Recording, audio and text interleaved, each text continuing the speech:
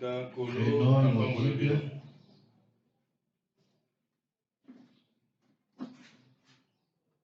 Apocalypse chapitre 10.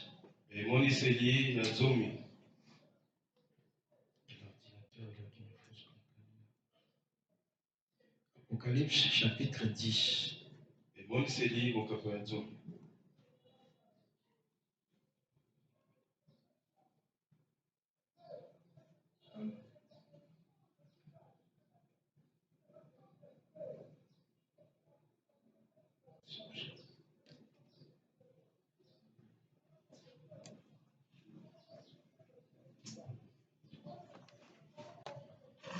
Si quelqu'un peut lire. Premier verset. Je vis un autre ange puissant qui descendait du ciel, enveloppé d'une nuée au-dessus de sa tête était l'arc-en-ciel. Son visage était comme le soleil et ses pieds comme des colonnes de feu. Il tenait dans sa main un petit livre ouvert. Il posa son pied droit sur la mer et son pied gauche sur la terre. Il cria d'une voix forte comme rugit un lion.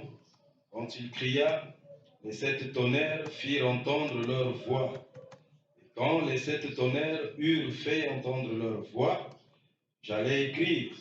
Et j'entendis du ciel une voix qui disait, « Scelle ce qu'ont dit les 7 tonnerres et ne l'écris pas. » Et l'ange que je voyais debout sur la mer et sur la terre leva sa main droite vers le ciel et jura par celui qui vit au siècle de siècles, qui a créé le ciel et les choses qui y sont, la terre et les choses qui y sont, et la mer et les choses qui y sont, et qu'il n'y aurait plus de temps, mais qu'au jour de la voix du 7e ange, quand il sonnerait de la trompette, le mystère de Dieu s'accomplira comme il l'a annoncé à ses serviteurs, les prophètes. Amen. Amen. Prions. Bondeli. Notre Père qui es aux cieux, Tata na biso ozali na likolo, que ton nom soit sanctifié tika kombo na yo epetolisama en chacune de nos vies. na kati ya bomoi moko moko na biso. Que ton règne, Seigneur Jésus-Christ, vienne parmi nous. Boyangeli na yo eyaka nkolo Yesu Kristo kati na biso. Que ta volonté soit faite en nous comme elle est déjà faite au ciel. Tika mokano na yo esalemela biso lokola ndenge yango ezali na likolo. Donne-nous, Seigneur Dieu Tout-Puissant, le pain de ce jour. Pesa biso nzambe na nguya lipa ya mokolo na lelo. La parole révélée de notre âge. Loba oyo elakisami oyo ya ntango na biso. Pour la vivification de nos âmes. Oete milema na biso evanda na bomoi. Pour la guérison, Jésus, de nos âmes. Oete milema na biso ezwa lobiko. Merveilleux Seigneur, pardonne-nous nos offenses. Olo ya malamu limbisa biso mabe na biso. Pardonne, ô divin roi, toutes nos iniquités. Limbisa o mokonzi na biso masumu na biso nyonso tosalaka ya mabe. Pardonne tous nos péchés. Limbisa masumu na biso nyonso. Comme nous aussi nous pardonnons à ceux qui nous ont offensés. Lokola biso pe tolimbisaka bai basala biso mabe. Viens Jésus, par la force de l'évangile, nous délivrer du mal. Yaka Yesu na nguya ya sango malamu okangola biso na mabe. Et ne nous soumets pas, mon Dieu, mon roi, à la tentation. Okotisa biso te mokonzi nzambe na biso na kati na lomekama. Car c'est à toi qu'appartient le règne, Pamba te buyangeli ezali mpo na yo. la gloire, Kembo, la puissance, nguya pour les siècles de tous les siècles. na mikolo nyonso ya seko na seko. Bénis la parole qui sera prêchée. Pambola liloba ekoteyama. Oint tout l'auditoire. Pakola bayoki nyonso. Que ton béni Saint-Esprit E molimo mosantu na yo ya mapamboli. vienne prendre la prééminence ainsi que le contrôle Eya kozwa bokambami mpe yeba kokamba biso. sur toute créature en ce lieu. Na bikelamu nyonso oyo bazali na bisika oyo. En toutes choses, Jésus, Na makambo nyonso Yesu. viens dominer, Yaka okonza. viens te manifester, Yaka omilakisa. viens agir, Seigneur, Yaka okota kosala. pour la gloire de ton Saint-Nom. mpona nkembo ya nkombo na yo ya Le bosantu, salut de tes enfants ici-bas lobiko ya bana na yo awa na mokili, et pour l'avancement de ton royaume. mpona kotambola liboso ya bokonzi na yo. Visite-nous cet après-midi encore. Tala biso na nsima na nzanga oyo lisusu, Nous avons besoin de ta présence. tozali na posa ya bozalisi na yo. Nous bénissons ton nom Pamboli kombo na yo au nom de Jésus-Christ. na kombo ya Yesu Kristo. Amen. Amen. Tokoki kovanda.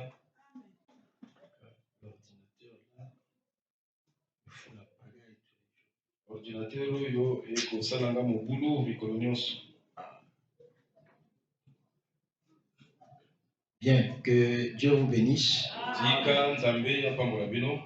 Nous allons continuer. Tokokoba kotalela. Si Dieu peut nous aider à finir aujourd'hui. Soki nzambe akoki kosunga biso tosilisa yango lelo. On essaie de voir quelque chose d'autre le dimanche. Nous sommes sur le mystère du silence. Et c'est ce grand principe spirituel, ce grand principe divin que nous ne cessons de développer ici,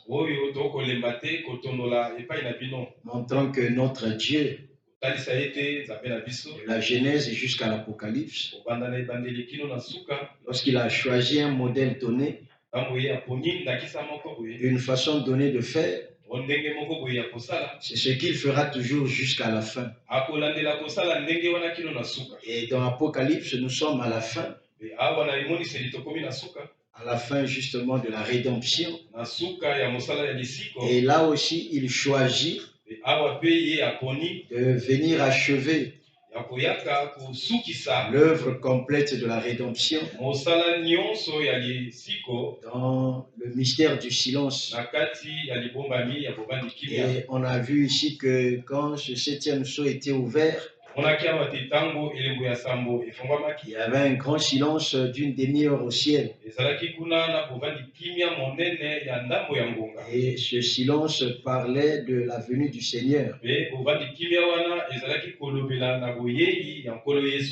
Et on s'était dit que c'est une chose que le Seigneur n'avait pas révélée, à savoir comment il viendra et quand il allait venir. Et le prophète s'était posé la question de savoir est-ce que c'était une bonne chose qu'il ne l'ait pas révélé. Il dit non. Cependant, il a montré cela, ou il a révélé cela, il avait dévoilé cela dans chaque type de la Bible. Dans chaque type de la Bible, le Seigneur avait déjà révélé ce grand mystère, à savoir comment il allait revenir et quand il allait revenir. Et nous sommes en train de continuer à voir ces choses. Il a montré ou révélé cela dans chaque type qui se trouve dans la Bible.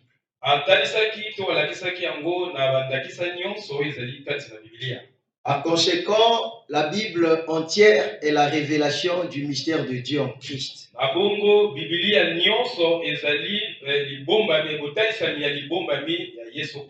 révélation du mystère de Dieu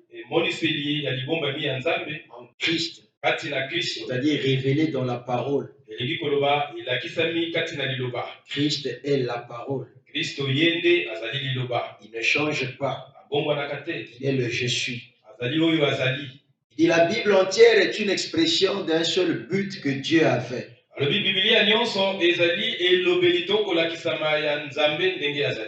Dieu avait un but. Il avait 3 desseins éternels. Il voulait se révéler à l'homme. Il voulait avoir la prééminence sur l'homme. Et enfin, il voulait s'incarner dans l'homme. Et la Bible entière poursuit cet objectif-là. La Bible entière est une expression d'un seul but que Dieu avait. C'est-à-dire la révélation de Jésus-Christ. Un unique dessein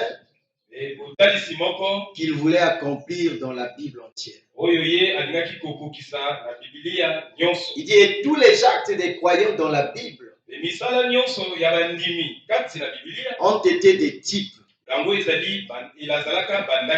dit, Moïse était le type de Christ. Il dit, Zorobabel était le type de Jésus-Christ. Lui qui a posé la pierre de l'angle. Il devait aussi poser la pierre faîtière.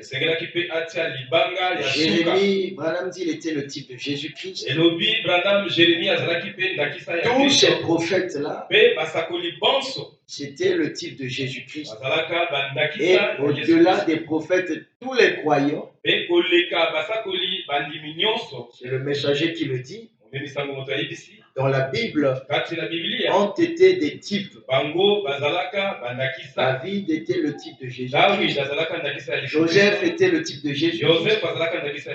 On a même pris le type d'Absalom. Montré dans une certaine mesure. Il pouvait représenter le type de Christ. Donc tous ces croyants-là dans la Bible ont été des types.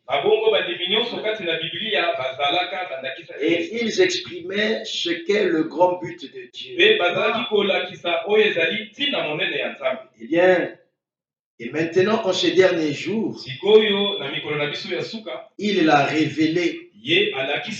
Donc ce grand but-là, en ces derniers jours, Dieu a révélé ce but. Il l'a révélé et montré. Et avec l'aide de Dieu, eh bien, vous verrez cela juste ici ce matin. Ce que le Seigneur avait depuis toujours dans sa pensée. Et qu'il a exprimé. Toujours dans ce message, Christ est le mystère de Dieu révélé. Le messager montre que dans sa pensée éternelle, avant la fondation du monde, Dieu avait un but. Il avait un dessein. Et ce dessein-là, pour l'atteindre, il fallait passer par un triple mystère. Selon le principe de Dieu, qui est que Dieu est toujours parfait en trois. Il est dans la justification, la sanctification et le baptême du Saint-Esprit. Il y a l'eau, le sang, l'esprit. Il y a le Père, il y a le Fils, il y a le Saint-Esprit. Alors, ce triple mystère qui devait permettre à Dieu d'atteindre ce but-là, et le tout premier consistait à donner sa parole à son peuple, à son église. Au moyen de sa parole, il pouvait enfin se révéler. Parce que la seule façon que Dieu a pour se faire connaître à nous,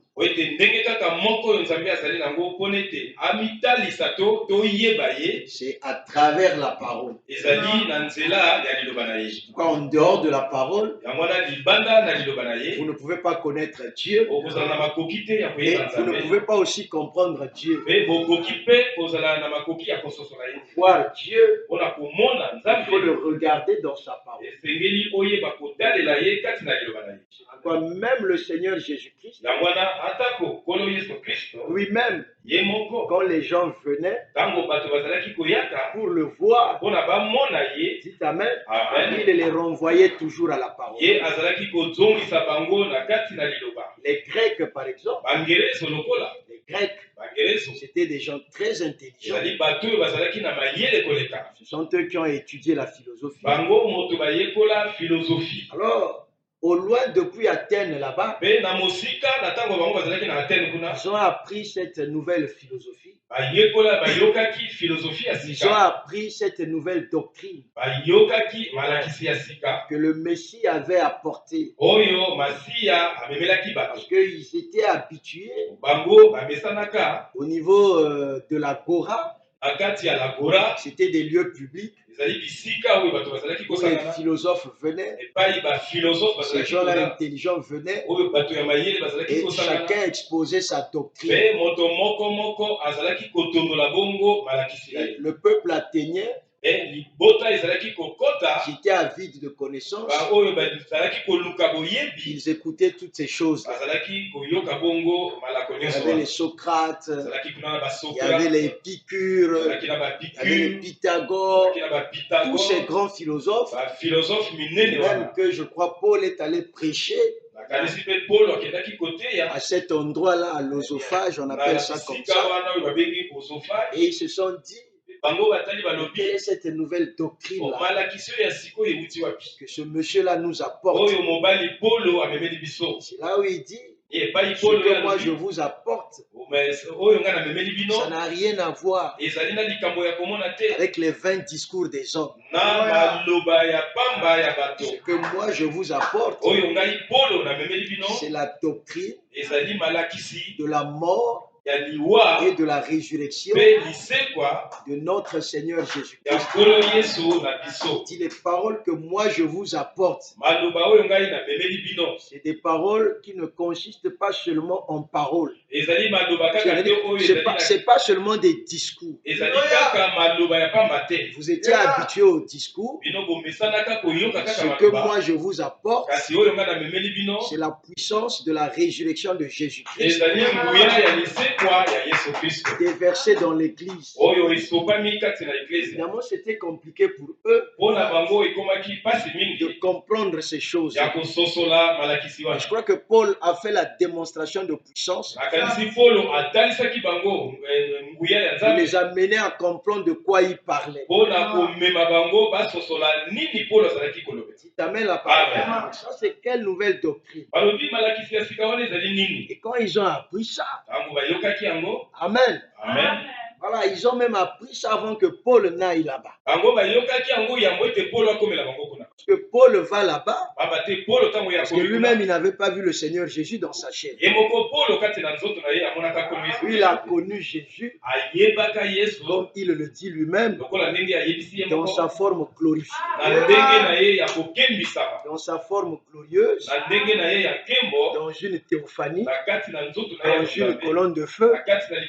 Même Paul estime que c'est nettement mieux de le voir dans cet état-là et de le voir selon la manière dont les apôtres l'avaient vu. C'est tellement fort. Parce que lui l'avait vu après sa mort et sa résurrection. Si tu amènes à la parole. Et il avait été promis à l'église du temps de la fin que celle-ci aussi le verra après sa mort et sa résurrection. Il doit être le juge assis sur son trône. Alors, du vivant de Jésus, quand ils ont appris ça, mais ça c'est quelle nouvelle doctrine?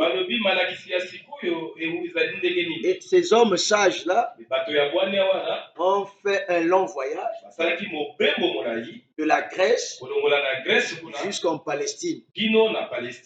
Et ils sont arrivés là où Jésus enseignait ses enseignements. Le maître, le Rabouni. Ils ont vu Philippe. Dites Amen. Amen. Il dit, nous voulons voir. Nous voulons voir Jésus. Vous voulez voir Jésus? C'est parce qu'ils avaient entendu parler de lui. Parce que c'était la nature des gens de l'époque. Eux, ils ne voulaient pas des on a dit. Eux, ils voulaient voir. Nous avons entendu. Maintenant, on veut voir. Est-ce que ce qu'on nous a dit, c'est la vérité ou c'est la réalité? Mais nous sommes une génération de gens qui aiment les on a dit. Alors, on a dit qu'un croyant, il ne croit pas au on a dit. C'est une citation noire sur blanc. Il dit, nous ne croyons pas au on a dit. Parce que dans les on a dit là, il y a beaucoup de choses qui amènent des problèmes. Le prophète dit, tantôt tu peux dire une chose d'une certaine façon. Il dit, mais les gens comprennent ça mal. Et ils tirent ça dans tous les sens. Oh, frère Branham a dit ceci. Frère Branham me déteste. Frère Branham me critique. Alors que ce n'est pas ce que vous avez voulu dire. Mais les gens vous comprennent mal. Et ça tire dans tous les sens. Il vous dit une chose, mais les gens comprennent ça mal. Et ils interprètent ça mal. Frère Branham me dit, si quelqu'un se met à penser que vous ne l'aimez pas, il arrose cette pensée-là. Il arrose cette pensée. Évidemment, celui-là ne m'aime pas. Le frère Timothée ne m'aime pas. Le frère Timothée ne m'aime pas. Et on dit, même si c'est faux, en lui, il n'y en a pas. Il n'y a aucun motif, en lui, il n'y en a pas. Mais vous-même qui avez eu cette pensée, il dit à force de l'arroser, vous finirez par croire que c'est de la réalité. Vous finirez par croire que c'est la réalité. Vous voyez ce que vous pensez des autres, c'est ce qui sera en vous. De quel côté voudriez-vous qu'on soit? Du côté du bien ou du côté du mal? Moi, j'ai fait le choix de choisir le côté du bien. C'est pourquoi quand je pense des autres, je fais l'effort de penser en bien. Je fais l'effort de fermer mes yeux quant à leurs défauts, quant à leurs faiblesses. Qui es-tu? Toi qui juges le frère Timothée, toi qui juges le pasteur Élisée, toi qui juges le frère Abednego. Parce que si on te met sur le plateau de Dieu, tu verras que tu ne t'échapperas pas.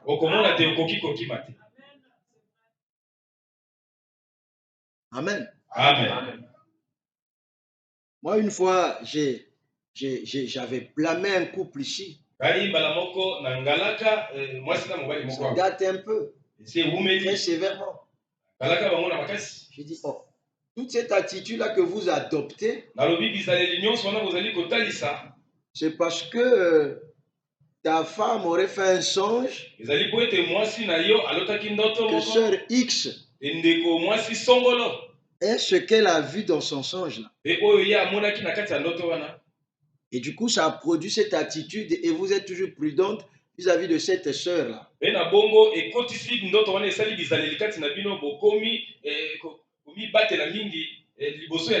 Moi, avec le discernement que j'ai, J'ai toujours dit que c'est l'une de mes meilleures brebis. C'est l'une de mes meilleures brebis. Et vous, avec votre songe, vous pensez que ce que vous avez vu là, vous ne savez pas que dans le domaine des songes, le diable s'y infiltre aussi. Comment vous pouvez avoir une spiritualité basse comme ça? Moi, j'ai souvent l'habitude de voir un frère venir chez moi de la façon la plus mauvaise. Si je ne le vois pas, c'est ma femme qui le voit. Si ça s'est déjà produit 3 fois ou 4 fois. Je te vois chez moi la nuit. Vous voyez que 3 ou 4 fois, ce n'est pas une fois. Encore que chez toi, c'était seulement une fois. Mais quand la brebis là me salue, je salue la brebis. Dites amen. Quand la brebis là me dit shalom pasteur, je lui dis shalom. Est-ce que je me fais comprendre? Amen. Je ne la détesterai pas, je ne la rejetterai pas. C'est base de ça. Mais s'il est à être prudent, je le suis au fond de mon cœur. Dites amen. Et non pas à développer. En ma qualité de pasteur, je vois beaucoup de choses. Je connais beaucoup de choses. Et sachez aussi que dans ce domaine-là, le diable s'y infiltre. Donc il faut faire très attention. Amen. Il faut faire très attention. Alléluia. Amen. Alléluia. Amen. Vous faites dire que quand vous faites une vision, quand vous recevez un message, vous pouvez le recevoir à travers un songe. Il dit comparez-le toujours à la parole. Si c'est contraire à la parole, mettez ça de côté. Donc les Grecs sont venus. Ils ont dit, monsieur, nous voulons voir Jésus. Amen. Et il les a conduits. Ils ont dit à Jésus, monsieur, nous voulons voir Jésus. Ah, vous voulez voir Jésus? On dit amen. Amen. Pourtant, Jésus était là. Lui, la parole. Mais il ne leur a pas dit que c'est moi. Si c'était nous, monsieur, nous voulons voir le pasteur Élisée. Nous sommes toujours pressés. Non, c'est moi. Sans même savoir, ils sont venus dans quelle intention? Oh, c'est moi. Oh, monsieur, nous on veut voir le pasteur Élisée. Le voilà là-bas. Non, non, non. Il ne faut pas faire comme ça. Vous voulez le voir, pourquoi? Oh non, non. Si tu trouves que c'est louche, aujourd'hui il n'est pas venu à l'église. Mais il est debout là. C'est pas un péché. Dites amen. C'est pas un péché. Non, il n'est pas venu. On lui transmettra l'information. Le passé prochainement. Vous sortez là. C'est un frère de votre tabernacle que la police vient arrêter. Parmi vous tous ici, dites-moi c'est qui le frère Gianni. Gianni est là. Vous allez dire, c'est lui. Non, il n'est pas venu à l'église. Mais il vit où? En tout cas, on ne sait pas là où il vit. Dites amen. Vous voyez? Jésus les a regardés. Parce que Jésus, on ne le reconnaît pas. Dites amen. Par sa physionomie. Le Seigneur Jésus-Christ, on ne le reconnaît pas par sa physionomie.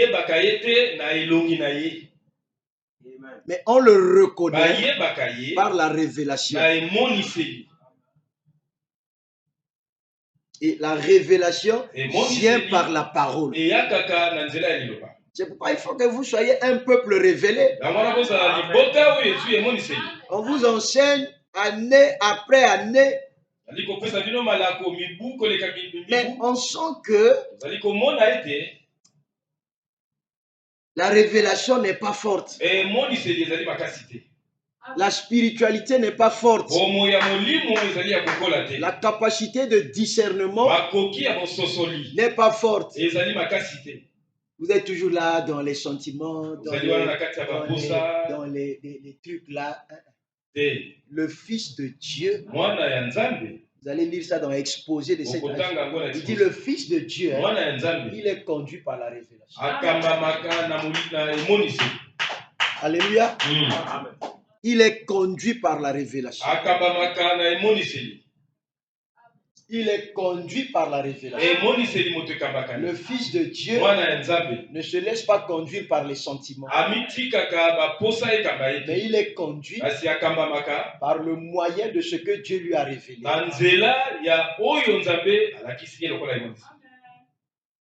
Alors Jésus, qui aime s'identifier toujours à la parole,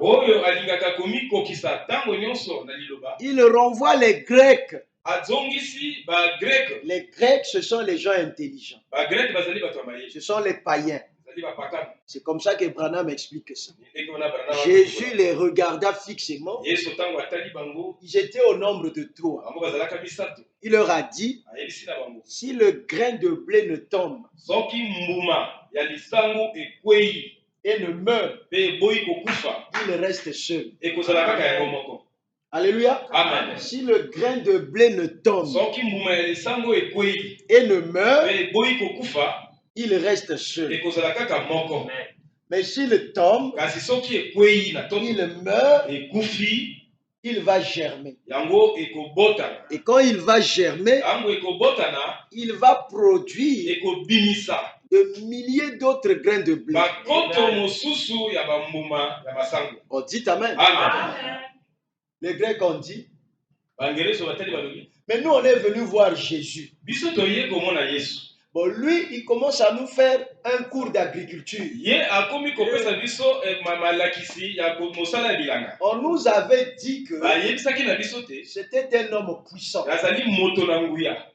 On nous a dit qu'il est en train de ressusciter les morts. On nous a dit qu'il est en train de guérir les malades. On nous a parlé d'un certain ministère qui fait marcher les boiteux, les paralytiques, etc. Bon,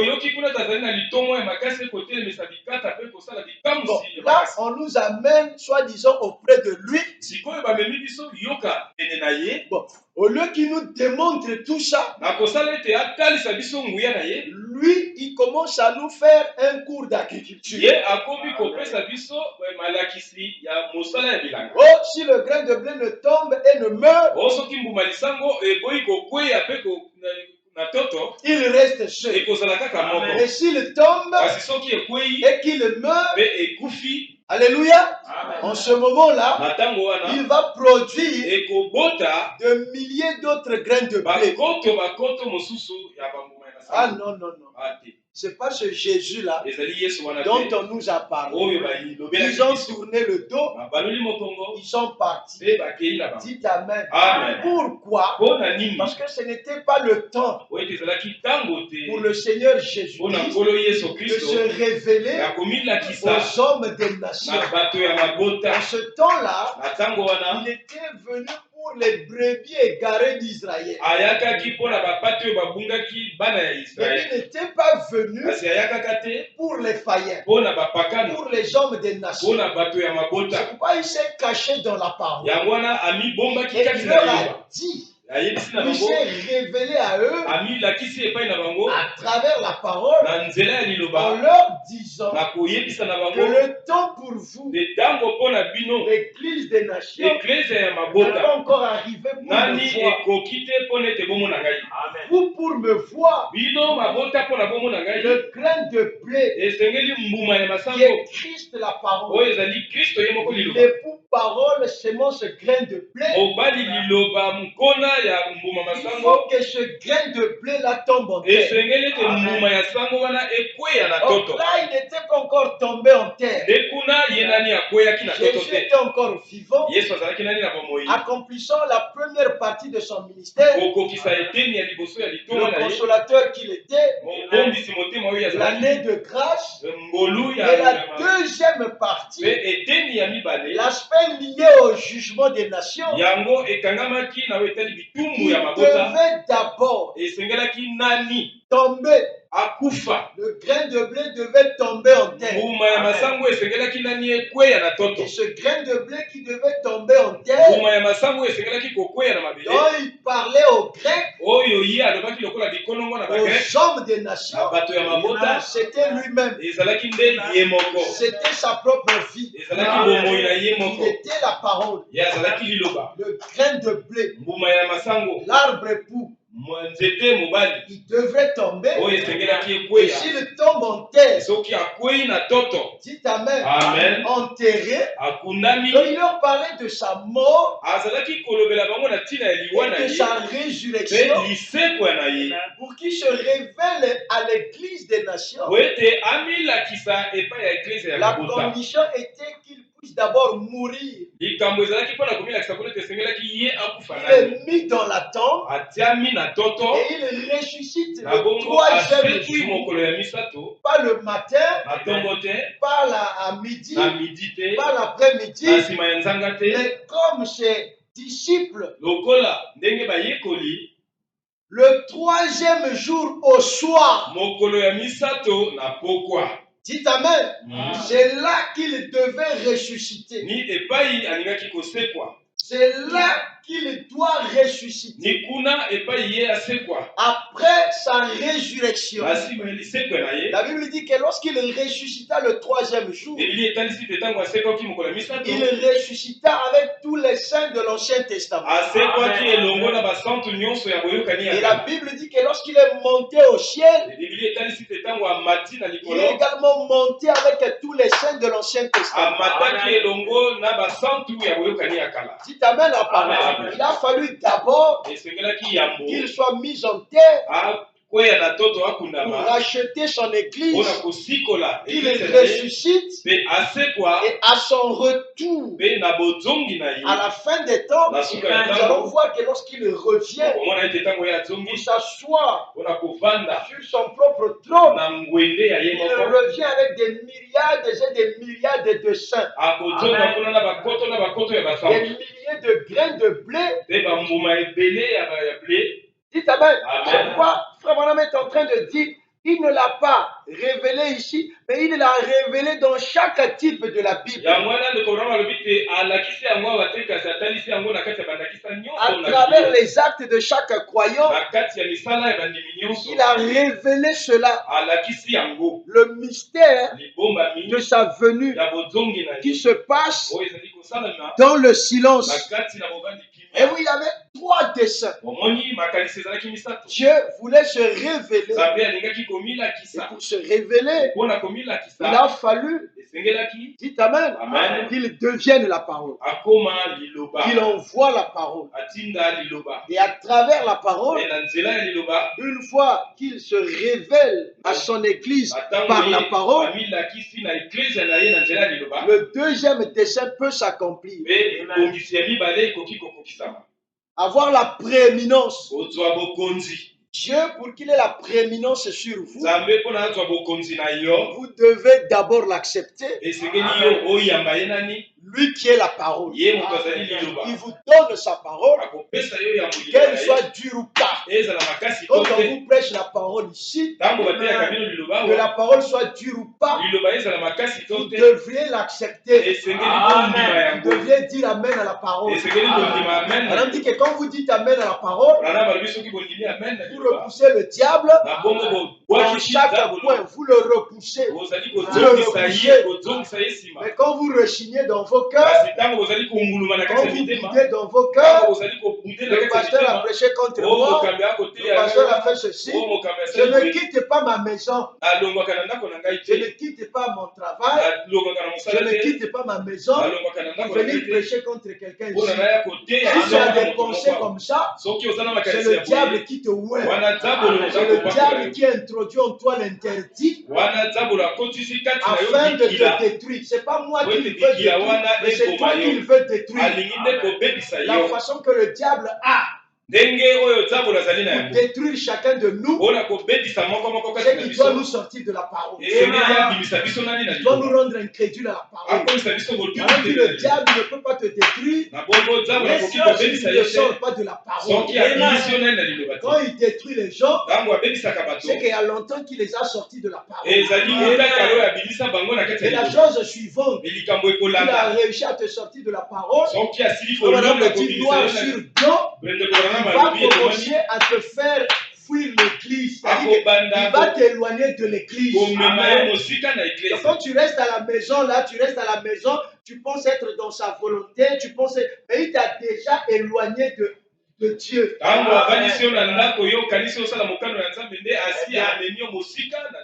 Voyez-vous, la façon de Dieu pour nous avoir, c'est que nous devons accepter la parole. C'est pourquoi la parole, qui est le canal par lequel il se révèle à nous, c'était ça son premier dessein. Le premier dessein qui était dans sa pensée éternelle. Je voudrais me révéler à mon peuple comme Dieu, comme Jéhovah, comme le Tout-Puissant, comme le juge suprême du ciel et de la terre, comme le procureur général, comme le lion, comme l'époux, dit ta mère, comme la mère aigle, etc., etc. Et comment vais-je me révéler à eux pour qu'ils sachent que j'incarne tous ces attributs, que j'incarne tous ces titres. Je veux me révéler à eux comme le Fils, comme le Saint-Esprit, comme le Père. Et dans chaque dispensation, je faisais telle chose. Me révéler à eux, qu'ils sachent que c'est ce que je suis, ou ce que j'étais, ce que je suis devenu. Je leur donne la parole. C'est pourquoi le Seigneur Jésus-Christ, il est la parole pour chaque âge de l'Église. Et à travers la portion de la parole allouée à chaque âge, il se fait connaître à l'église de cet âge. Il avait été dit que vers le soir, la plénitude de la révélation de Jésus-Christ, la plénitude de la parole, la plénitude du Saint-Esprit, la plénitude de la puissance de Dieu allait revenir, allait descendre dans l'église, parce que c'est l'âge, la saison de la plénitude. Les autres, ils avaient la portion, mais la promesse de l'adoption, c'est la promesse de la plénitude. C'est le temps où Dieu nous remplit du Saint-Esprit. C'est le temps où Dieu remplit son église de la plénitude du Saint-Esprit. C'est le temps où Dieu nous remplit de la puissance de sa parole. L'eau toujours présente du rocher.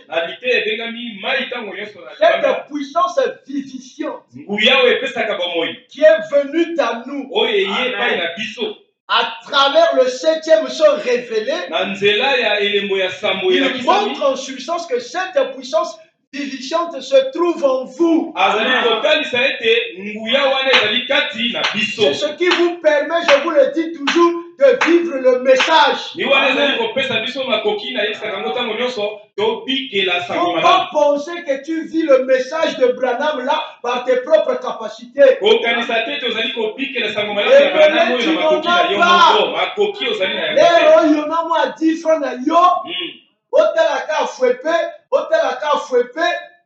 tu m'as fatigué aussi. Amen. Au fatigué, au troisième. Au Dieu à quatrième, dites Amen. Amen. Ne vous moquez pas de nos parents païens. S'ils sont dans ça, c'est parce qu'ils n'ont pas reçu la puissance vivifiante. Branham me dit que cette puissance vivifiante-là, c'est ça qui vous permet de vivre le message. C'est ce qui vous permet de vivre une vie de sainteté. Si on enlève ça, ce soir même là tu tombes. C'est ça qui vous garde pur. C'est ce Saint-Esprit qui vous a rempli. C'est Christ la parole. Il a pu faire ça grâce à la révélation. Le message du temps de la fin. Je vais vous dire une chose. Ça sera peut-être fort. Mais serrez vos gants. Vous savez, Dieu a donné une loi à l'homme. Vous savez, en Éden, Dieu a donné une loi. Que tous les arbres du jardin, vous les mangerez comme vous voulez. Mais quant à l'arbre, le fruit de l'arbre de la connaissance du bien et du mal, ne vous avisez pas de le manger. Le jour où vous le mangerez, vous allez mourir. Quand Dieu donne une loi, si vous obéissez à cette loi, c'est la bénédiction qui suit.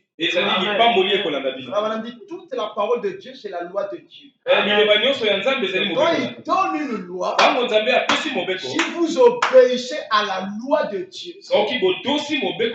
vous êtes bénis.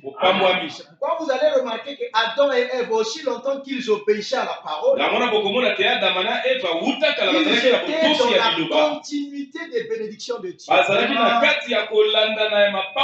Ils étaient des fils et des filles de Dieu. La gloire de la Shekinah les accompagnait. La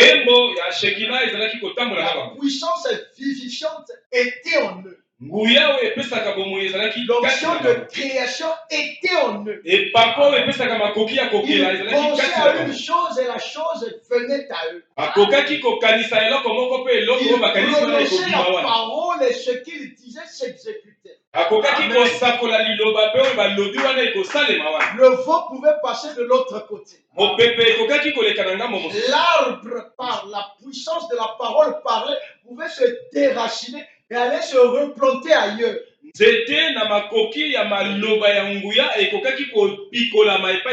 Pourquoi? Parce que jusque-là, ils obéissaient à la loi que Dieu leur avait donnée. Et quand vous n'obéissez pas à la loi de Dieu, ce qui s'ensuit, c'est la malédiction. C'est la punition. Dites Amen. Et quand ils ont désobéi, ils ont été maudits. Les sanctions sont tombées. Ainsi, pour revenir à ce que j'ai dit tout à l'heure, vous allez voir que dans le Nouveau Testament, dans sa parole, Dieu nous a donné une loi. Il a dit aux hommes, Marie, aimez vos femmes. Il a dit aux femmes, femmes, soyez soumises à vos maris. Vous savez pourquoi Dieu avait donné cette loi-là à l'homme. Marie, aimez votre femme. Ou aimez vos femmes. Donc, Marie, là, quand vous lisez la Bible, c'est au pluriel. Alors pourquoi on dit aimez vos femmes. Donc, chaque homme doit aimer sa femme. Si ça avait été écrit au singulier, masculin singulier, on allait dire Marie avec un I, aime ta femme. Donc, Dieu s'adresse à chaque homme marié Il lui donne la loi. Il lui donne l'interdit. Il lui dit aime ta femme. Alors je vais vous dire pourquoi Dieu avait dit ça à l'homme. Dieu a donné cette loi à l'homme parce que Dieu sait que l'homme tel qu'il l'a créé, il ne peut pas seulement aimer une seule femme. Tel que Dieu vous a créé, vous ne pouvez pas seulement aimer une seule femme. Tel que Dieu m'a créé, j'allais dire, l'homme charnel, l'homme naturel, l'homme physique, que Dieu a fabriqué avec les matériaux du temps. L'homme là, il ne peut pas seulement s'accrocher à une seule femme.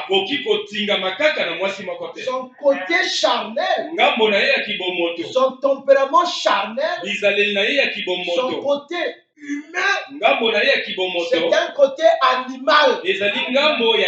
C'est pourquoi vous allez remarquer que dans le monde des animaux, on a dit un seul mâle, plusieurs femelles. Et l'homme charnel, c'est un animal. La chair en nous ne peut pas faire. Et je n'aime que la seule justice. Le côté animal en moi, le côté charnel en moi, et Dieu sait que je suis double. Je suis charnel, je suis spirituel. Le côté charnel, Dieu sait que c'est fait pour avoir plusieurs femmes. C'est fait pour que ce besoin charnel-là soit satisfait avec plusieurs femmes. Et Dieu veut mettre un garde-fou. Dieu descend. Il dit Marie, aimez vos femmes. Je vous donne là une loi. Tu ne dois aimer que ta femme. Et tu ne dois pas aimer une autre femme. Ou tu ne dois pas avoir une autre femme. C'est ce que ça veut dire en réalité. Tu ne dois pas avoir une autre femme en dehors de ta femme. Parce que si tu as une autre femme en dehors de ta femme, tu brises ma loi. Tu trahis ma loi. Donc tu n'aimes pas ta femme comme je te l'ai recommandé. Quand vous allez remarquer que tout homme qui obéit à ce commandement-là, il aime sa femme, il s'attache à cette unique femme-là, comme derrière chaque obéissance, il y a la bénédiction. Alors Dieu est obligé, si vous avez fait un bon choix et que vous l'aimez, quand vous obéissez à la volonté de Dieu, parce que quand vous obéissez, vous êtes bénis. Alors Dieu est obligé de vous accorder les bénédictions rattachées au mariage. Parce que vous obéissez à sa loi. Maintenant, pour obéir à cette loi-là, c'est que Dieu a donné en disant Marie, aimez vos femmes. De sorte que tu n'es qu'une seule femme. Dites Amen. Dieu sait que par tes propres capacités, s'il n'y a pas la nouvelle, personne ne peut aimer une seule femme s'il n'y a pas la nouvelle naissance.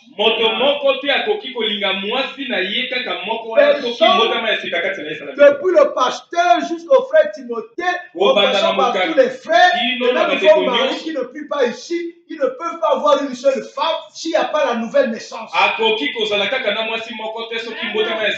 S'il n'y a pas la nouvelle naissance, c'est le charnel, c'est le côté animal qui a la prééminence sur cet homme. Parce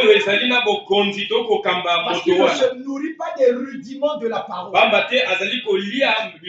ne se nourrit pas de la révélation. Il viendra ici veut générer ses pensées, renouveler son intelligence, transformer son cœur et faire que l'homme intérieur puisse dominer l'homme naturel, pour amener l'homme naturel à se soumettre à la loi de Dieu. Et c'est là où vous voyez l'homme basculer dans l'adultère. Quand l'homme bascule dans l'adultère, l'adultère se dit d'un homme marié qui va sortir avec une autre femme ou vice versa. L'homme spirituel n'a pas eu la prééminence sur l'homme physique. L'homme animal, l'homme charnel a prévalu. Et on a étouffé la révélation. On est arrivé là. Et quand vous désobéissez à la loi de Dieu, vous voyez que selon le principe de Dieu, dans le loi Marie, aimez vos femmes. C'est écrit à l'impératif. C'est obligatoire. Tu dois le faire. Maintenant, si tu désobéis à cette loi-là, tu t'opposes à la parole. Tu t'opposes à la volonté de Dieu. Évidemment, quand on s'oppose à Dieu, selon la façon de Dieu de faire, les jugements doivent tomber, les malédictions doivent tomber. Et c'est tout ce que vous voyez qui suit les gens d'une façon ou d'une autre, qui ne peuvent pas obéir à cette loi en respectant, dites amen ce que Dieu a dit, et donc en aimant leur femme. Parce que quand vous trahissez cet amour-là, pour nous qui sommes des chrétiens, ça veut dire que vous avez trahi vos vœux. Vous n'avez pas respecté votre vœu de mariage. Et quand vous commettez adultère contre votre femme ou vice versa, de la femme, ça crée des frustrations. Quand vous commettez adultère contre votre femme, ça crée des frustrations dans le foyer. Vous la frustrez. Dites amen. Vous la frustrez. Et ça enlève le facteur confiance parce que vous avez trahi la confiance et l'amour qu'elle avait en vous. Dites amen. Pour vous ramener là où vous étiez. Même si vous faites les repentances, il faut lui laisser le temps d'évacuer cette blessure-là. Je vais entendre un amen. Mais je sais que Frère Branham dit quelque part que l'homme pardonne, mais il n'oublie jamais. Ça crée des frustrations. Ça crée des blessures. Ça fera que votre femme ne peut pas vous faire confiance. Vous pouvez être au boulot. Vous avez travaillé jusqu'à tard la nuit. Elle va penser que vous êtes quelque part en train de la tromper. Parce que vous l'avez fait une fois. Dites amen. Ça crée des traumatismes psychologiques. Ça décourage votre partenaire. Elle ne donnera plus le meilleur d'elle-même pour bien s'occuper de vous, pour bien vous traiter. Elle ne pourra plus comme la mono pour vous. Amen. Parce que vous l'avez trahi. Dites amen la parole. Et ça, la Bible dit que le cœur d'une femme qui est triste, même quand vous priez, Dieu dit ne vous écoute pas. Donc rien que ça, il ne vous écoute pas. L'issue, c'est la réconciliation. Si vous ne le faites pas, pour évacuer l'interdit, les châtiments de Dieu tombent sur vous. Et comme vous allez remarquer que les gens qui sont dans cette vie-là, ils peuvent avoir, à moins que Dieu ne vous connaisse pas. Parce que vraiment dit que les païens ils se mangent entre eux. Et quand on a quand on est un fils de Dieu et qu'on tombe dans ça, on continue à s'entêter. Il y a quelques frères que moi j'ai connus, quelle que soit son élévation, Dieu l'a baissé. Il est parti, il a abandonné la femme, il a continué là-bas. Après, c'est des problèmes au boulot, rétrogradation. Il revient en pleurant vers sa femme. Et les conséquences de tout ça, c'est quoi? C'est le foyer, les enfants, c'est la décadence, c'est le chamboulement total. Donc les parents ne réalisent pas que leurs actes à eux ont des conséquences dramatiques et néfastes sur les vies des enfants et voire sur l'avenir des enfants. Moi, pendant la fête des pères, c'était le 17 juin. Mon fils Jude m'a écrit: bonjour papa, je t'aime. Tu es le meilleur papa que Dieu m'ait donné. Tu es mon modèle, tu es ma source-inspiration, tout et tout et tout. Je ferai tout dans ma vie pour te rendre toujours fier de moi. Vous voyez? Et autant que faire se peut, je vais m'efforcer à vivre comme toi tu vis avec maman. Amen.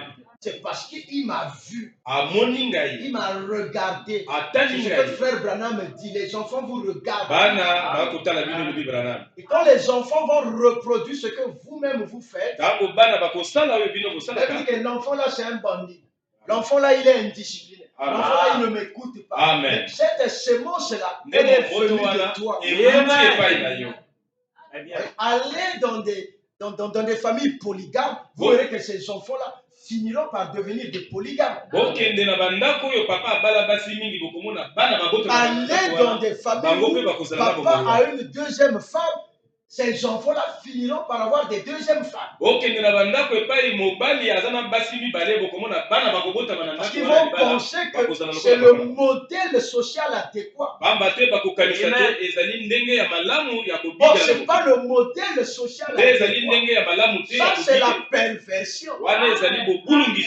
C'est la perversion. Et la perversion, c'est la mort. C'est l'hybridation. Et l'hybridation, c'est la mort. Et cette mort-là, lorsqu'elle rentre, elle mine toute la maison. Elle détruit toute la maison. Parce que le diable sait que s'il s'attaque au tissu social, s'il s'attaque à la famille, il a réussi non seulement à détruire cette famille, il a réussi à détruire la société congolaise. Vous voyez comment il est rentré dans les familles.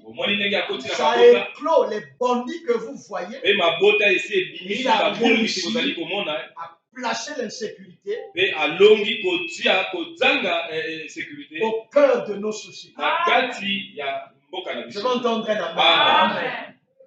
Donc quand Dieu donne une loi, Dieu nous connaissait.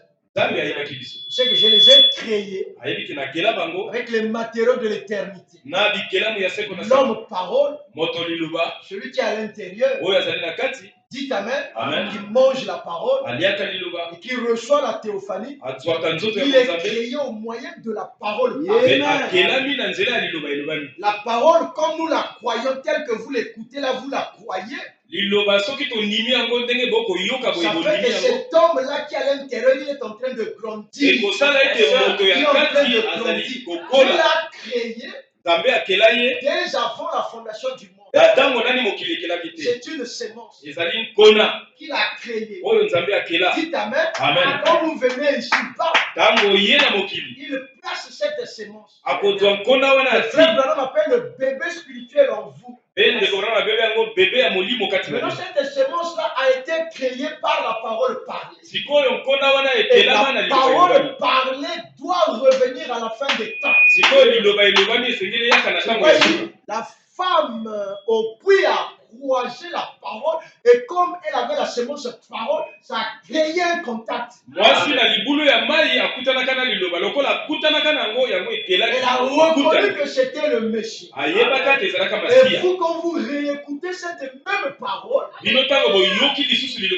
Parce que vous l'aviez écouté dans l'éternité. Parce que c'est au moyen de cette parole que Dieu vous créa. Quand vous revenez dans le temps, vous vous dites cette symphonie, je l'ai écoutée quelque part. Lorsque le Père posait les fondements de la terre.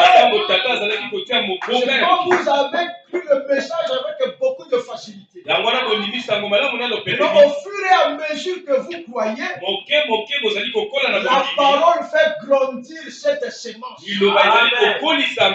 Parole dit les pieds sont. Les mains sont le nez comme le bébé naturel dans le fœtus de sa mère.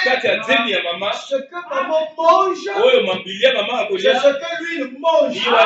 Au début, c'est une cellule de sang. Maman mange, lui aussi mange. Le cellule de sang se transforme en ovule. Après, au bout de quelques temps, on peut voir les cheveux. Quand les femmes font l'échographie, quand c'est tôt, vous ne verrez rien. C'est comme maïs, vous ne verrez rien. Amen. Vous repassez 3 mois après, vous le voyez comme ça. Vous repassez, vous voyez les oreilles. Vous faites l'échographie de 7 mois, vous voyez les yeux. On peut vous dire, bébé, on a trop potelé. Amen. Dites Amen à la parole. Dites Amen. Amen. Il grandit sur la base de ce que sa mère mange. On peut vous dire le bébé est trop gros. On peut vous dire le bébé est trop gros. Ne mangez plus ceci. Ne mangez plus cela. Sinon vous courez le risque d'accoucher par césarienne. Limite un peu, change ta façon de manger. L'homme spirituel. L'homme semence parole parle. Quand vous êtes venu ici, c'est comme un fœtus. Il n'y a pas les yeux, il n'y a pas les oreilles, il n'y a pas la bouche, il n'y a pas les pieds, il n'y a pas les mains. Maintenant, Dieu par la parole doit construire cet homme. Pour que cet homme soit construit et qu'il revête entièrement sa théophanie. Vous devez accepter la parole. Aujourd'hui, peut-être pour le frère Paul, la parole qu'il va accepter, ça va peut-être créer les oreilles. L'autre là-bas, c'est peut-être le pied. Celle là-bas, c'est peut-être les manzaka. L'autre encore là-bas, c'est peut-être les cheveux. Dites Amen. C'est l'œuvre de la parole dans le spirituel. Parce que l'homme a cru. Il y avait un tesson. Je donne la parole, les gens croient et je les crée à mon image et à ma ressemblance. Je fais d'abord un stop là. Il a dit à sa femme, femme, soyez soumise à vos maris. C'était une loi. Dieu avait donné cette loi-là à la femme. Parce que Dieu savait que dans la femme, il n'y a rien pour se soumettre.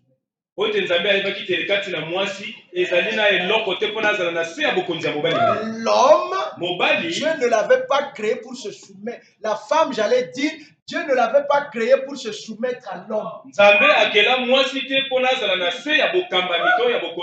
La femme créée. C'était dans Adam. Les deux là étaient égaux. Quand Dieu créa l'homme à son image et à sa ressemblance, l'homme là était à la fois mâle et femelle. Dans la dispensation de la création de l'homme divin, les deux étaient égaux. Et même jusqu'au jour où Dieu les a séparés. Il a mis dans Adam l'esprit féminin. Il a mis dans elle. Frère, que les deux étaient égaux.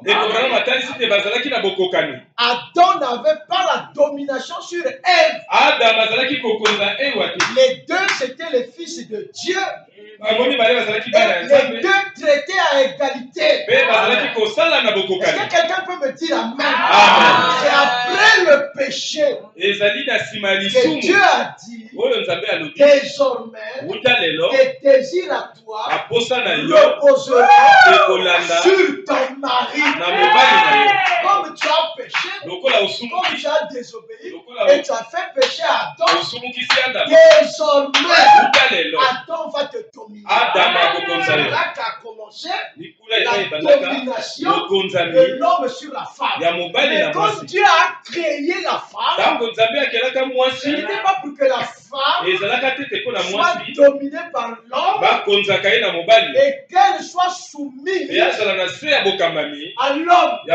Parce que Dieu savait que dans la femme, il n'y a rien pour qu'elle se soumette à l'homme. Alors Dieu descend. Les femmes, soyez soumises à vos maris, donne la loi. Si vous trouvez une femme qui obéit à cette loi, cette maison-là, ce foyer-là, il est béni. Amen. Si vous trouvez une femme qui est véritable, la meilleure bénédiction, comme je le prêche dans les cérémonies de mariage, que la femme puisse donner, le meilleur cadeau que la femme puisse donner à l'homme, c'est la soumission. Mais Dieu sait que quand je l'ai créée, ce n'était pas pour qu'elle se soumette à l'homme. Dites Amen. Et quand je parle de la femme, je fais le parallèle avec l'Église. La façon de Christ de vous bénir, c'est que vous devez vous soumettre à sa parole. Vous deviez vous humilier à l'égard de sa parole. Qu'elle soit dure, qu'elle aille à l'encontre de tes intérêts. Tu dois dire, Seigneur, à qui d'autre irai-je? C'est toi qui as les paroles de la bénédiction. C'est comme ça que le mari descendra et il te bénira, il te donnera ce que ton cœur désire. Donc vous allez constater qu'un homme, un vrai de vrai, et qui en a les moyens, quand il trouve une femme véritablement soumise,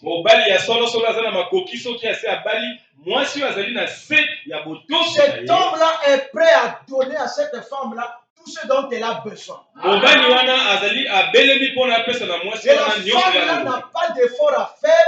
Elle ne demande même pas ces choses-là. Ça vient de façon naturelle. Ainsi, Christ, qui est le mari de l'Église, il savait que le côté naturel en nous ne peut pas faire que nous obéissons à la parole. C'est ce que vous voyez dans nos églises. Il y a des gens qui aiment Jésus. Ils aiment Jésus, ils veulent servir Jésus, ils veulent avancer. Mais la plénitude de la révélation ne leur a pas accordé une délivrance totale. C'est pourquoi le jour où X révélation va tomber, la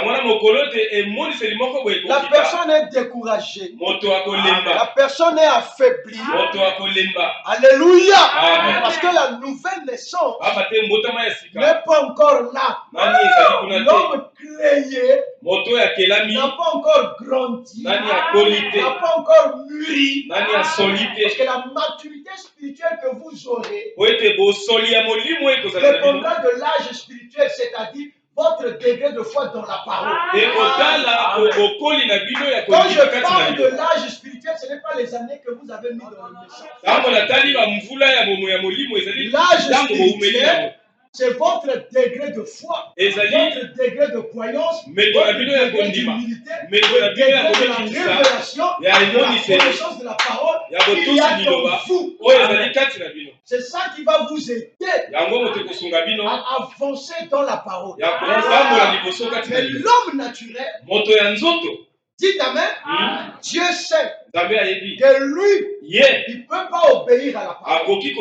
Mais Dieu a donné un commandement pour amener cet homme-là à obéir à la parole. Dites Amen.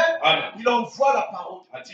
Quand l'homme croit la parole, il est né de nouveau. Il est rempli du Saint-Esprit. Et le Saint-Esprit, qui est Dieu lui-même, il écrit cette loi.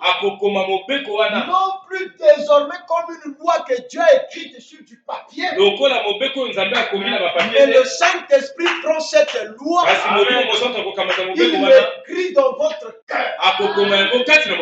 Marie, Élisée, tu dois aimer ta femme. Amen. Et en ce moment-là, on ne fait plus d'efforts pour obéir à cette loi-là. Et vous verrez les bénédictions de Dieu accompagner ce foyer, accompagner cette maison, accompagner cette église, parce que les gens ont obéi. Dites Amen la parole. C'est pas quand Dieu parle. Il faut obéir. S'il parle, tu sais que vous avez la capacité d'obéir.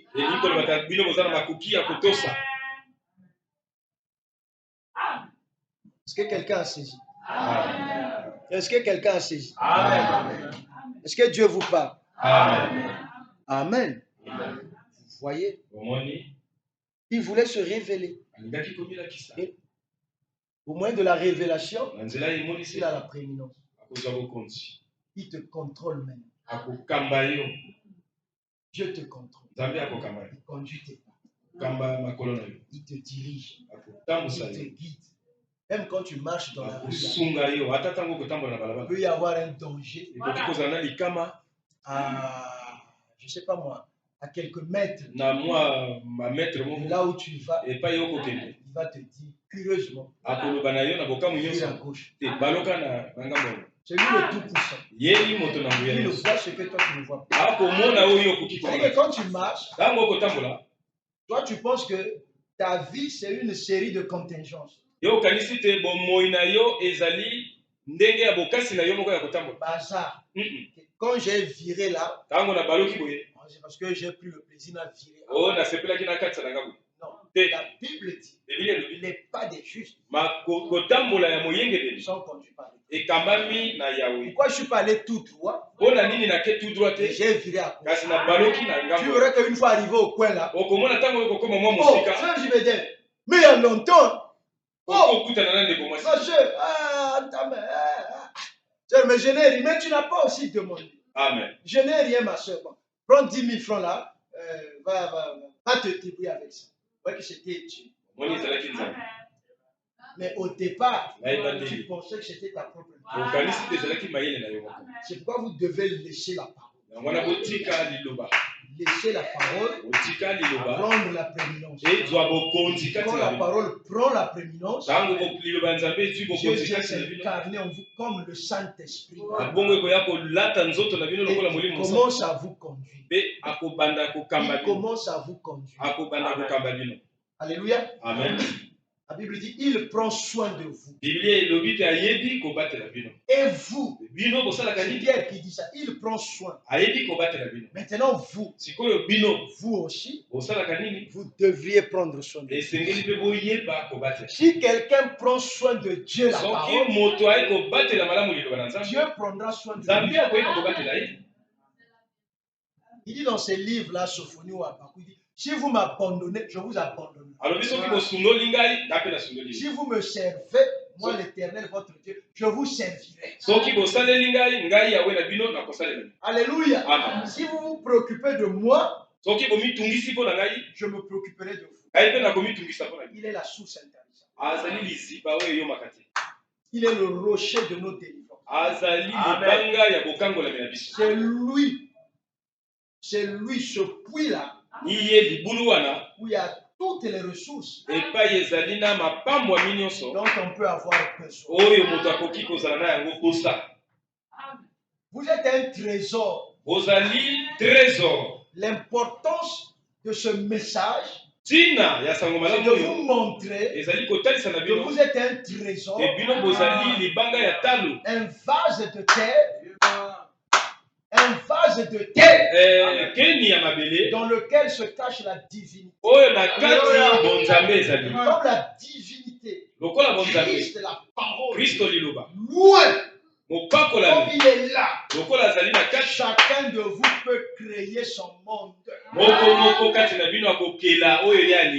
devriez croire en vos rêves. Alléluia. Amen. L'imagination. Quand je prêchais sur ces choses, l'autre moyen de la création, rêver des bonnes choses, rêver des grandes choses. Voyez le monde grand. Ne voyez pas petit. Si tu dis, moi je serai ministre, c'est ta foi. Arrose ça. Dis ça. Dis ça. Un jour, si c'est la volonté de Dieu, ça va se faire. Encore que Frère Branham dit, dans ce domaine-là, il n'est plus question de sa volonté, mais il est question de votre volonté.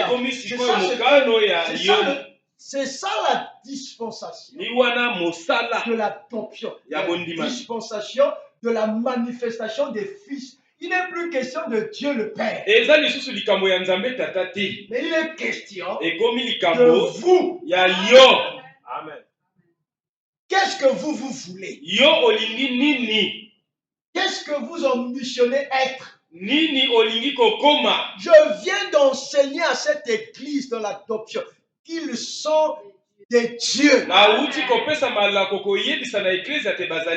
me croient, un tel peut dire, Seigneur, mon frère qui fait les chants à Odiba là-bas, ça fait un bon bout de temps qu'il ne pleut plus là-bas. Au nom du Seigneur Jésus-Christ, je lui envoie la pluie. Ça y est, on fout. Et c'est ce que votre frère vous prêche ici. Les ressources inexploitées. Amen. Au lieu de cela, nous sommes comme cette femme qui est allée avec son bébé dans un grand magasin. Elle est rentrée dans les rayons, prenant tel jouet, essayant d'attirer l'attention du bébé, et le bébé était là. Elle essaie d'agiter là pour voir le bébé était là. Regardons dans un seul sens. Mais le magasin est là, bien achalandé, avec plusieurs marchandises. On dit même les marchandises, il dépasse votre hauteur. Prenez l'échelle de la foi, escaladez cette échelle, vous allez prendre exactement ce que vous voulez. Vous n'avez pas à prendre ce qui est en bas. Escaladez l'échelle. Si ce que vous voulez est en haut, escaladez cette échelle.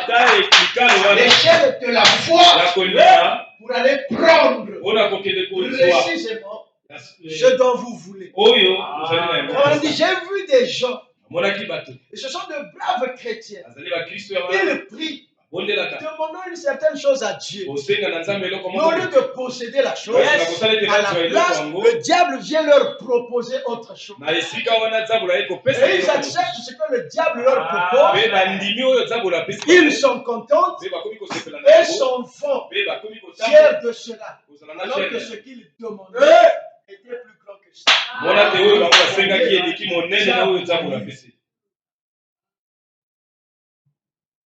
Si tu demandes 100 millions à Dieu, le diable vient te donner 1 million.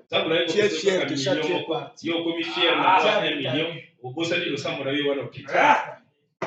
Il sait qu'avec 1 million, tu ne pourras même pas aider le pasteur. Tu ne pourras pas aider la sœur Sibédé. Tu ne pourras pas même aider ta famille. Qu'est-ce que tu vas faire? Pas grand-chose. Et lui, il savait que l'homme là, si je lui laisse avoir 100 millions là, son pasteur là va avoir 10 millions. Amen. Déjà 10. Je lui laisse 100 millions là, il va se mettre, il peut même aider les frères non mariés, ils vont se marier. Amen. Ils vont échapper de mes griffes. Ma frère Akalabaki Kosala. Amen. Pasteur Yangai, c'est le frère Mbungu, vous tapez ça une mort au Saladot. Dites amen la parole. Amen. L'amour divin. Ça le donne même. prends l'argent, va doter. Tu as le don. Oh non, non, va doter. Nous prêcher la parole. Même le pasteur, côté va gérer le mouta. D'autres va s'aller à la vous comprenez? Donc le diable sait ça. Il est plein d'amour là.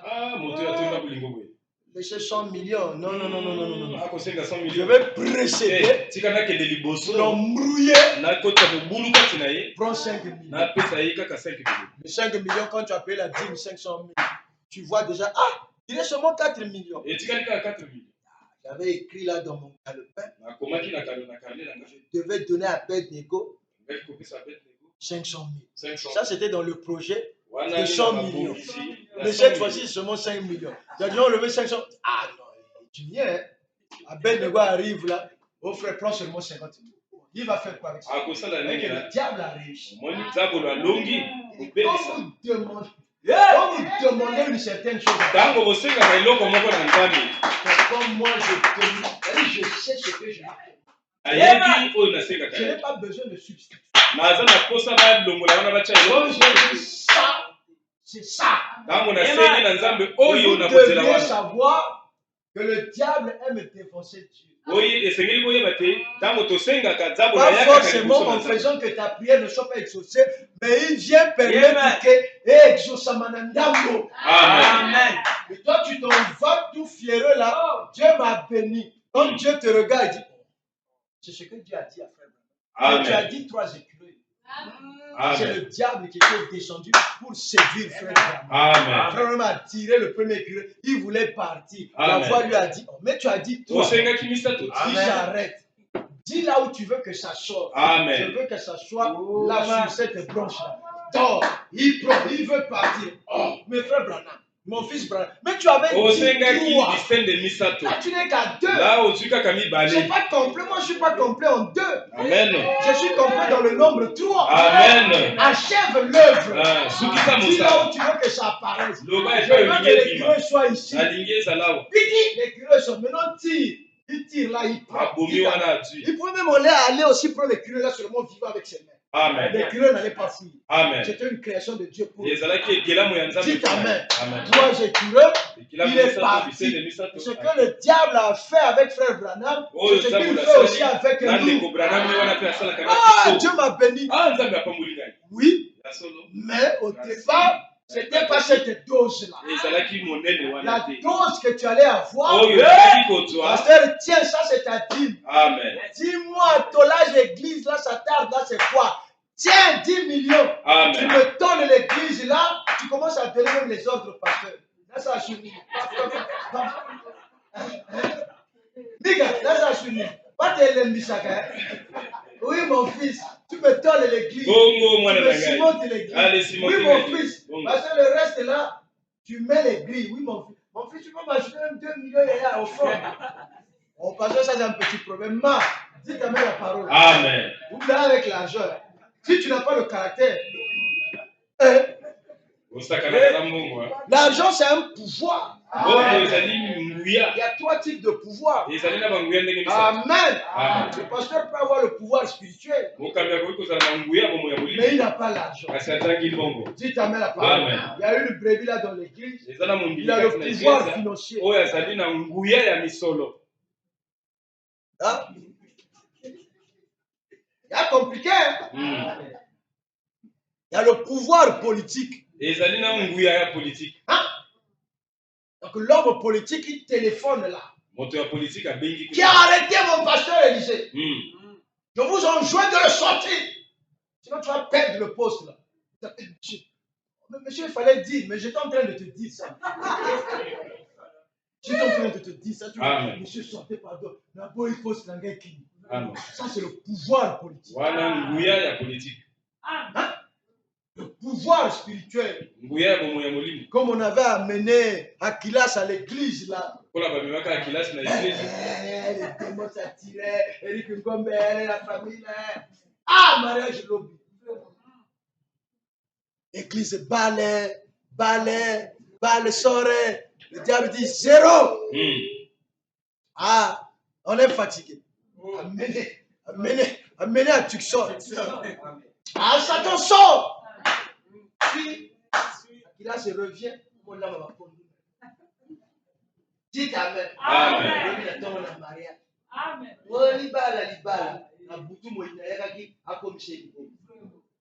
Le diable est chaud. Ça, c'est le pouvoir spirituel. Et non, tu veux un frère, on va contact. Ah! Camion moko ya gaillard awa. Donc, on cherche tout ça. Regarde. Affaire compliquée. Que te prends faire là? Ah, ils sont prioritaires. Hein? Charlie veut me voir là, mon fils Passion. Donc, toi-même, tu causais déjà avec Charlie. Dis Charlie, s'il te plaît, l'instant. Charlie, c'est là où on est. Parce que quand il vient, il y a des bonnes choses. Amen. Dans le message, on ne peut pas entendre des choses comme ça. Mais pourtant, ce sont des réalités. Ah oui, les guénots, ces frères-là, ils sont assis au VIP. Amen. Les premières chaises, là, c'est pour eux. Les premières chaises, là, c'est pour les serviteurs, les femmes des serviteurs. Donc, le début, là, c'est eux. Donc, on les fait même asseoir, hein, la rangée des serviteurs. Donc, il devient serviteur de Dieu parce qu'il a l'argent. Bon, dites Amen. Amen. Il devient serviteur parce qu'il n'a pas. Amen. Donc, le pasteur, quand il prêche là, il le regarde. Il dit que sa vie a changé. Il doit changer. On a coach à la vitesse, il y a faible, il y a joie. Amen. Tu as tout chez toi. Je contrôle. Mon fils. Ça va? Viens au bureau, mon fils. Bon, après la coupe, mon fils. Bon, papa, mais ça, c'est les 200 essences. 200 000 cas essence. Ah, tu as me donner une brebis comme ça. Ah, le tout qui sort.